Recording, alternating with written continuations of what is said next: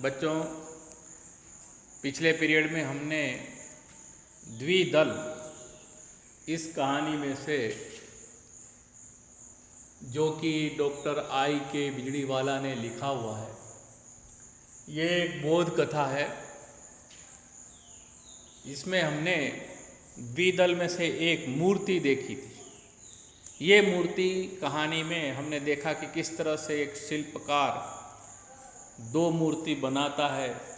वह इसलिए कि एक मूर्ति की नाक पे थोड़ी सी लाइन थी तो उसको वो संपूर्ण नहीं लगी, वो खामी युक्त लगी। इसलिए अपने काम को अच्छा अंजाम देने के लिए अपनी लगन, निष्ठा और अपने प्रति ईमानदारी के लिए उन्होंने दूसरी बनाई और उस मूर्ति को पूर्ण किया।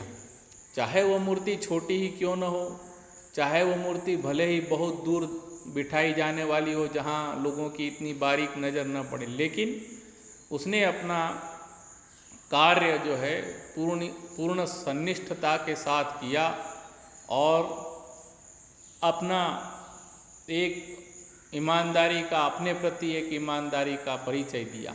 अब आता है स्वमूल्यांकन, कहें तो इंट्रोस्पेक्शन, अपना स्वयं का मूल्यांकन करना। मूल्यांकन करना यानी परीक्षा, खुद की परीक्षा लेना, है ना।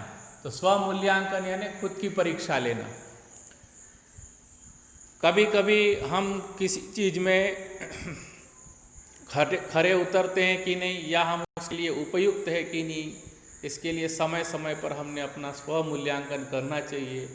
हमें अपने बारे में सोचना चाहिए या किसी के द्वारा भी पता लगवा सकते।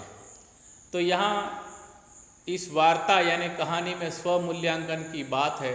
तो आइए हम देखते हैं स्वमूल्यांकन कैसे होता है और क्यों जरूरी है। परदेशनी बात है, परदेश की बात है। परदेश यानी दूसरे देश की, बाहर के देश की, फॉरेन कंट्रीज की बात है। त्याना एक स्टोर में एक युवक दाखल थयो। वहाँ के एक स्टोर में एक युवक, एक नौजवान दाखिल हुआ। स्टोर यानी कोई ऐसी दुकान, आजकल तो मॉल हो गए, बड़े बड़े सुपर स्टोर हो गए, उसमें एक दाखिल हुआ। फॉरेन में तो पहले से ही है, वहाँ स्टोर रहते हैं, वहाँ अपने जाओ और लेके खरीद के आओ। तो वहाँ के स्टोर में एक युवान दाखिल हुआ। दुकानदार साथे नम्रताथी बात करीने तेणे पब्लिक फोन वापरवानी मंजूरी मांगी। उसने दुकानदार के साथ नम्रता से बात करते हुए पब्लिक फ़ोन, आपको शायद पता होगा बहुत पहले STD PCO अपने भारत में भी हुआ करते थे, उसमें 1 रुपये का सिक्का डालो और बात करो, तो उसे पब्लिक फ़ोन कहते हैं। जगह जगह पे है, दूर बात करना हो तो वो ऐसे पैसे लगते हैं, दिन में बात करो तो उतने पैसे लगते हैं, रात को बात करो तो उतने अलग अलग चार्जेस होते हैं। तो स्टोर के मालिक से उसने बहुत ही विनम्रता के साथ पब्लिक फ़ोन मांगने की, फ़ोन वापरने की, वापरना यानी उपयोग करना, यूज़ करना, मंजूरी मांगी, है ना। लिखते हैं, आप भी लिख लो, वापरवा यानी उपयोग करना, उपयोग करना। मंजूरी यानी परमिशन,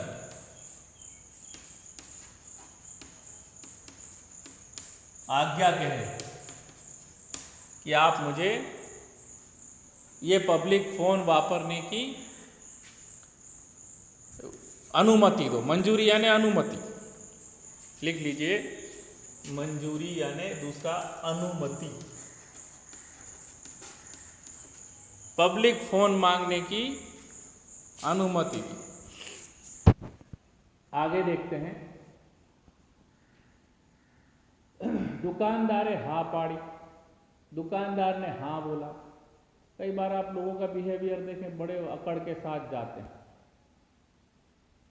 कई लोग बाहर से आते हैं तो एकदम अकड़ के बात करते हैं। भाई आपको कोई काम है तो आप विनम्रता से बोलिए।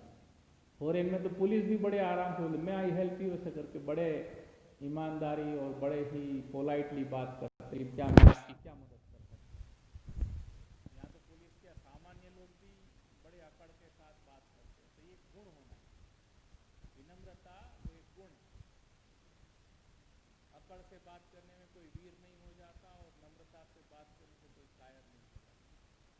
वो आपका चरित्र बताता है कि व्यक्ति बहुत अच्छा, शीलवान, चरित्रवान, गुणवान।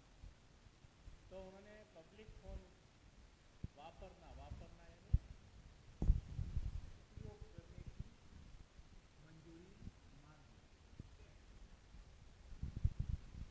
आगे देखिए, दुकानदारे हा पाड़ी, दुकानदार ने हाथ पाड़ी, युवकना हाथ मैला ने खराब था। उस युवक के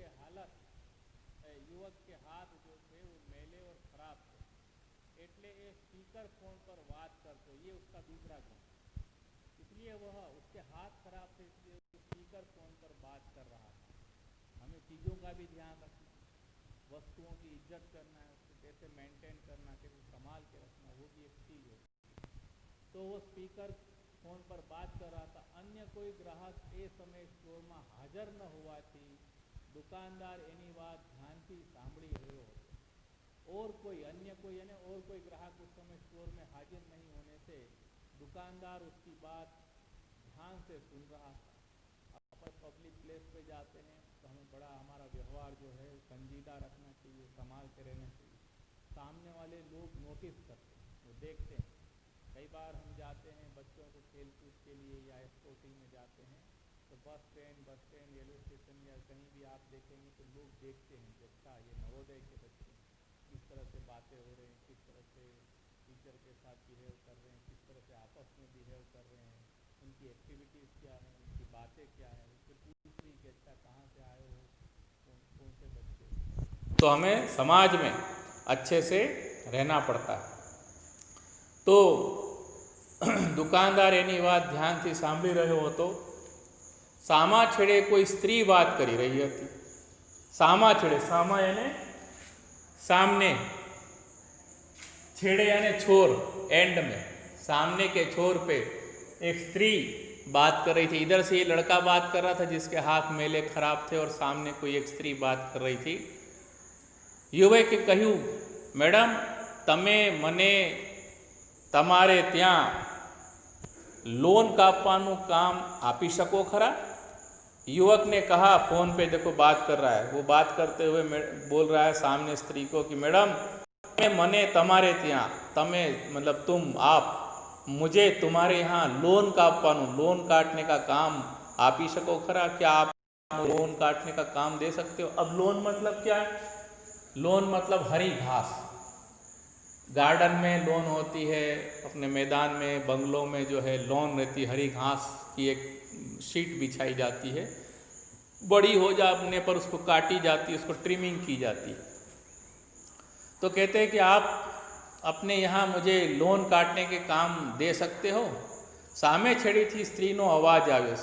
सामने के छोर से, छेड़े यानी छोर से, सामने के छोर से स्त्री का आवाज आया, नहीं भाई, लोन कापवा माटे में माणस राखी दीधेल छे।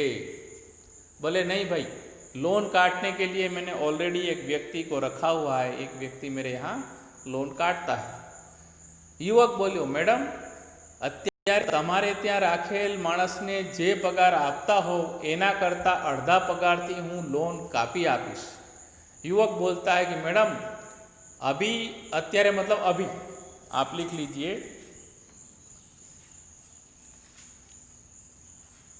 અત્યારે, अभी वर्तमान में आपने जो आपके यहाँ व्यक्ति को रखा है, जे पगार आपता हो, आप जो भी तनख्वाह देते हो, पगार यानी तनख्वाह, मेहनताना, जो भी आप पगार या मेहनताना देते हो एना करता अर्धा पगार थी, उससे मैं आधे पगार में, अर्धा यानी आधे, लिख लीजिए,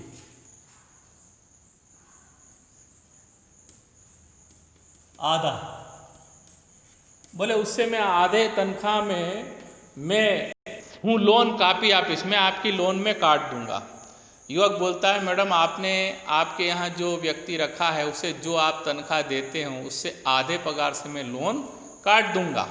तो इस तरह की वो बात करता है और ये दुकानदार सुनता है। देखिए आप ये स्टोर में आप देखेंगे तो दुकानदार के काउंटर पर दुकानदार कोट पहन के खड़ा है, जेब में हाथ डाल के काउंटर पे, और वो लड़का जो है वो फ़ोन पे बात कर रहा है। और वो देखिए ऊपर पीछे स्टोर दिखाई दे रहे हैं, 2 ग्राहक दिखाई दे रहे हैं, और वो स्त्री जो है वो उसके साथ बात कर रही है, वो स्त्री से बात कर रहा है। तो इस तरह से आप देखेंगे तो आपको पता चलेगा कि ये लड़का बात कर रहा है और वो दुकान सुन रहा है। सामे छेड़े थी स्त्रीए कहूँ, सामने के छोर से, मैंने पहले लिखवा दिया छेड़े यानी छोर, सामने के छोर से स्त्रीए कहूँ, स्त्री ने कहा ना भाई हाल लोन कापવાનું કામ જે માણસ કરે છે તેનાથી મને કોઈ જ ફરિયાદ નથી। बोले ना भाई, हाल मतलब अभी हाल, वर्तमान में अभी हाल जो काम करता है उस व्यक्ति से मुझे कोई भी फरियाद यानी शिकायत, फरियाद यानी शिकायत, मुझे कोई भी फरियाद शिकायत नहीं है। तो इस तरह से ये बात होती है।